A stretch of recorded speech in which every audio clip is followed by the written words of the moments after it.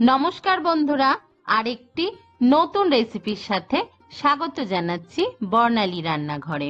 আজকের পর্বে নিয়ে এসেছি খুবই টেস্টি একটা মশলাদার পটল ভাজার রেসিপি। রোজকার একই পটল ভাজা, একই পটলের তরকারি খেয়ে যদি বোর হয়ে থাকেন, তাহলে চটজলদি এই পটল ভাজা রেসিপিটা ট্রাই করতে পারেন। গরম ভাত, রুটি সব কিছুর সাথে ভালো লাগে। পটল ভাজা বানানোর জন্য আমি বেশ অনেকগুলো পটল নিয়েছি, আর পটলের আমি খোসা ছাড়াচ্ছি না, গাগুলোকে আমি হালকা একটুখানি একটা ছুরি দিয়ে চেঁচে দিচ্ছি। আপনারা চাইলে খোসাটাও ছাড়িয়ে নিতে পারেন।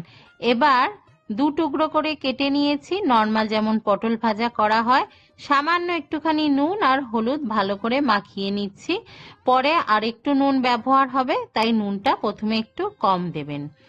এবার আমি কয়েকটা কাঁচা পাকা লঙ্কা আর বেশ কয়েকটা রসুনের কোয়াকে ভালো করে একটু থেতো করে নিচ্ছি। এটা পেস্ট বানাবেন না, একটু থেতো করে নেবেন, কারণ ফ্লেভারগুলো একটু মুখে পড়লে টেস্টটা ভালো লাগে। এবার কড়াইয়ে সর্ষের তেল গরম করে নিয়ে এর মধ্যে দিয়ে দিচ্ছি সেই পটলগুলো। এগুলোকে ডিপ ফ্রাই হবে না, তাই একটু অল্প তেলেই করতে হবে। সবার প্রথমে পটলগুলোকে ভালো করে ভেজে নেব, মোটামুটি 80 to 90% একটু ভেজে নিতে হবে মিডিয়াম ফ্লেমে। পটলগুলোকে দেখুন বেশ উল্টে পাল্টে আমি লাল লাল করে ভেজে নিয়েছি। এবার পটলগুলোকে কড়াইয়ের ঠিক এক পাশে করে দিলাম, আর দেখুন কড়ার মধ্যে আরেকটু তেল আছে, তেল দেওয়ার আর দরকার নেই। এবার সেই আগের থেকে যে কাঁচা পাকা লঙ্কা রসুনের যে থেতো করা পেস্টটা বানিয়েছিলাম সেটা দিয়ে দিচ্ছি। আরেকটু নুন দিচ্ছি, আগে নুন দেয়া ছিল, আরেকটু দিলাম। একটু লঙ্কার গুঁড়ো দিচ্ছি, আর অল্প একটুখানি হলুদের গুঁড়ো, আর একটুখানি চিনি, আর 1 টিস্পুন দিয়ে দিলাম আমচুর পাউডার। ভালো করে এটা নাড়াচাড়া করে পটলের সাথে মিশিয়ে নিচ্ছি। আর এই কাজটা করতে হবে একেবারে লো ফ্লেমে।